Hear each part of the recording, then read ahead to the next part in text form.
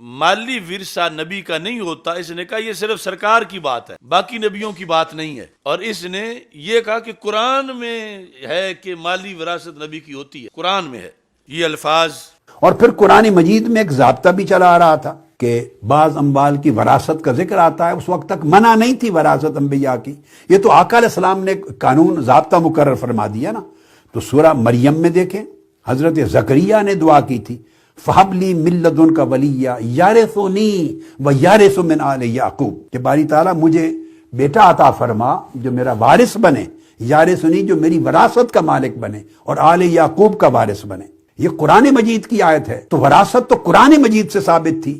تو سیدہ کائنات کا سوال یا ازواج مطہرات کا سوال یا مولا علی المرتضیٰ سیدنا عباس بن عبد المطلب، ان سب کے سوال مبنی بر احکام قرآنی تھے۔ اور پھر کہتا ہے ابن جریر نے یہ اختیار کیا، اس مال کی وراثت کا قول اس کو امام ابن جریر طبری نے اختیار کیا ہے۔ تو ابن جریر اقوال جمع کرتا ہے ہر طرح کے، اور اقوال پھر آگے دیکھے جائیں گے کہ کون سے قرآن کے مطابق ہیں، کون سے سنت کے مطابق ہیں، کون سے متروک ہیں۔ تو اختیار کرنے کا تو ذکر ہی نہیں، تو یہ جھوٹ بولتا ہے کہ ابن جریر نے یہ اختیار کیا ہے۔ اختیار کا مطلب تو ہے مذہب مختار، تو مذہب مختار اگر اس بارے میں پوچھنا ہے مذہب مختار کیا ہے، تو یہ تفسیر روح المعانی میں دیکھو، جو اس نے بات کی روح المعانی میں یہ شیعہ کا مذہب ہے جو اس نے کہا۔ اور وہ حضرت ابو صالح سے مروی ہے کہ یارث و مالی، جو میرے مال کا بھی وارث بنے اور آل یعقوب کے سلسلہ نبوت کا بھی وارث بنے۔ اس مال کی وراثت کا قول اس کو امام ابن جریر طبری نے اختیار کیا ہے۔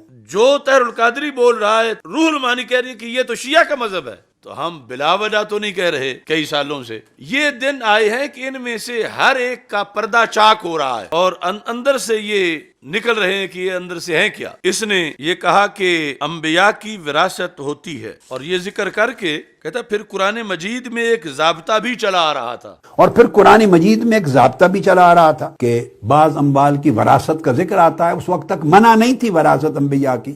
دیکھو قرآن پر الزام، یہ تعویل و مختلف الحدیث میں انہوں نے اس بات کو ذکر کر کے کہ روافظ کا اعتراض ہے کہ یہ نحن الانبیاء لا نرث ولا نورث، یہ آیت کے خلاف ہے۔ جس آیت کا گھڑ کے مطلب روافظ نے بتایا اور نحن الانبیاء کو اس کا موارث کہا، وہ مطلب طاہر القادری نے اپنے اس کلپ میں بیان کیا ہوا، یعنی روافظ والا مطلب کیا کہتا ہے؟ کہتا ہے کہ پھر قرآن میں ایک ضابطہ بھی چلا رہا تھا۔ کیا ضابطہ؟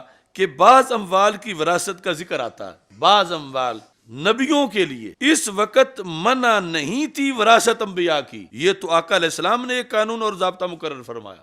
یہ لفظ پھر سنو، بعض اموال کی وراثت کا ذکر آتا ہے، اس وقت تک منع نہیں تھی وراثت انبیاء کی، یہ تو آقا علیہ السلام نے قانون ضابطہ مقرر فرما دیا نا۔ یہ تو آقا علیہ السلام نے قانون ضابطہ مقرر فرما دیا نا۔ اس وقت منع نہیں تھی، یعنی حضرت زکریا علیہ السلام آپ نے جو دعا مانگی فَهَبْ لِي مِن لَّدُنْكَ وَلِيًّا يَرِثُنِي وَيَرِثُ مِنْ آلِ یعقوب، یہ آیت پڑھ کے کہتا ہے کہ قرآن میں ایک ضابطہ بھی چلا آ رہا تھا کہ بعض اموال کی وراثت کا ذکر آتا ہے کہ اس وقت منع نہیں تھی وراثت انبیاء کی، یہ تو آقا علیہ السلام نے ایک قانون اور ضابطہ مقرر فرما دیا۔ تو سورہ مریم میں دیکھیں حضرت زکریا نے دعا کی تھی فَهَبْ لِي مِن لَّدُنْكَ وَلِيًّا يَرِثُنِي وَيَرِثُ مِنْ آلِ یعقوب، خدا مجھے بیٹا عطا فرما جو میرا وارث بنے، جو میری وراثت کا مالک بنے اور آل یعقوب کا وارث بنے۔ تو کہتا ہے یہ قرآن مجید کی آیت ہے، تو وراثت تو قرآن مجید سے ثابت ہوئی، یعنی جس پہ شیعہ بغلے بجاتے ہیں وراثت تو کہتا ہے قرآن مجید سے ثابت ہوئی۔ تو سیدہ کائنات کا سوال یا ازواج مطہرات کا سوال، یہ جو سوال پر ساری اس نے بلڈنگ بنائی ہوئی ہے، یا مولا علی یا سیدنا عباس بن عبد المطلب، ان سب کا سوال مبنی بر احکام قرآنی تھے۔ یہ قرآن مجید کی آیت ہے، تو وراثت تو قرآن مجید سے ثابت تھی۔ تو سیدہ کائنات کا سوال یا ازواج مطہرات کا سوال یا مولا علی المرتضیٰ سیدنا عباس بن عبد المطلب، ان سب کے سوال مبنی بر احکام قرآنی تھے۔ یعنی وہ ان کانت واحدتاً فلہ النصف، اس وجہ سے سیدہ پاک نے اس کے نزدیک سوال نہیں کیا۔ اس کے نزدیک سیدہ پاک نے اس لیے سوال کیا کہ نبیوں کی وراثت ہوتی ہے۔ حَبْ لِي مِن لَّدُنْكَ وَلِيًّا يَرِثُنِي، یعنی یہاں مال والی وراثت لے کر سیدہ پاک پہ الزام لگا رہا ہے کہ سیدہ پاک کا یہ نظریہ تھا کہ نبیوں کی مال والی وراثت ہوتی ہے۔ اس آیت کی روشنی میں کہ حضرت زکریا مانگ رہے تھے رب کو میرے مال کا بعد میں وارث بنے، مجھے کوئی بیٹا دے، اس پر انہوں نے یہ سوال کیا۔ نحن الانبیاء لا نرث ولا نورث، یہ جو حدیث شریف ہے یہ متواتر ہے، یہ مجتمع علیہا ہے، یعنی جس پر سب نے اتفاق کیا۔ راوی بھی صرف سیدنا صدیق اکبر رضی اللہ تعالیٰ عنہ نہیں، اور حضرت صدیق اکبر رضی اللہ تعالیٰ عنہ کے لحاظ سے یہ خبریں واحد نہیں تھی، انہوں نے جس زبان سے وَإِن كَانَتْ وَاحِدَةً فَلَهَا النِّصْفُ سنا، اسی سے نحن الانبیاء لا نرث ولا نورث سنا۔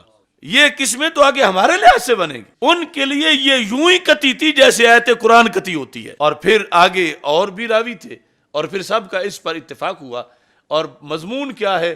نحن الانبیاء یا نحن معاشر الانبیاء لا نرث ولا نورث۔ اب دیکھیں کتنی حماقت ہے اس بندے کی، سرکار صلی اللہ علیہ وسلم فرمائیں صرف میں نہیں، سارے نبی جو ہیں ہم سب کی وراثت نہیں ہوتی، ہم درہم و دینار کے وارث نہیں بناتے۔ اور یہ کیا کہے کہ سرکار نے آ کے قانون بنایا، اگر سرکار نے قانون بنایا تو کیا دوسرے نبی سرکار کے بعد آئیں گے کہ ان کے بارے میں سرکار نے اب قانون بنایا؟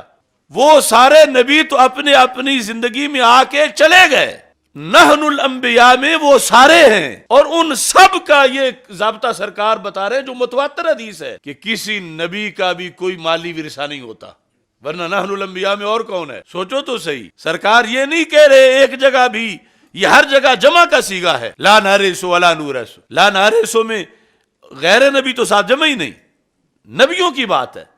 نحن الانبیاء یہ نہیں کہا کہ آنا نبی لا ارث ولا اورث، نحن الانبیاء لا نرث ولا نورث۔ تو یہ کتنا بڑا باغی ہے دین کا، سرکار تو فرمائیں کہ ہر نبی کی شریعت میں یہی رہا ہے، اور یہ لفظوں میں منہ بھر کے کہہ رہا ہے کہ قرآن تو نبی کا مالی ورثہ بتاتا آیا ہے۔ اس کا پتہ چلا کہ شیعہ کا موقف سچا ہے کہ شیعہ کہتے ہیں کہ تمہاری حدیث قرآن کے خلاف ہے۔ پوری امت کا جس پر اجماع ہے نحن الانبیاء، تو نحن الانبیاء کے لفظ سچے تب ہو سکتے ہیں جب یہ مانا جائے کہ قرآن و سنت کا موقف ایک ہی ہے، ورنہ یہ کہہ کہ یہ قانون سرکار نے آ کر بنایا ہے، پہلے نہیں تھا، تو سرکار نے بنا کے اب وہ نحن الانبیاء والا مطلب کیسے پورا ہوگا؟ وہ تو تب ہی پورا ہوگا کہ جب یہ مانا جائے کہ یہ قانون شروع سے ہی ہر نبی کے لحاظ سے آ رہا ہے، اور یہ کہتا ہے کہ قرآن میں مال کی وراثت ہے، یہ قول شیعہ کا ہے، میں ہزاروں کتابوں سے دکھا سکتا ہوں، اور یہ منہ بھر کے یہ کہہ رہا ہے، تو پھر کیسے کہتے ہو کہ یہ شیعہ نہیں؟